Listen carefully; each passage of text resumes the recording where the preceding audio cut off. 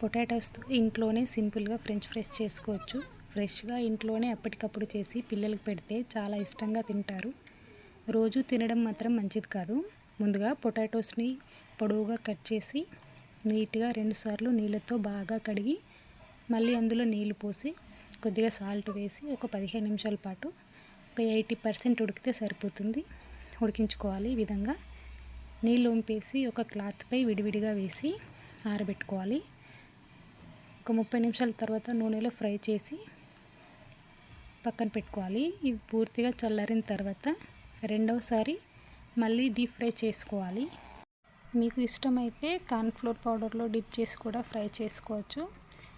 ఇందులో కొద్దిగా సాల్ట్, కొద్దిగా కారం కూడా వేసి ఇలా కలిపేసుకోవాలి. అంతే అండి, ఈజీగా ఫ్రెంచ్ ఫ్రైస్ రెడీ అయిపోతుంది. పిల్లలు ఆలూ కర్రీ తినమంటే మాత్రం తినరు, కానీ ఇలా చేసి పెడితే వద్దనకుండా తింటారు.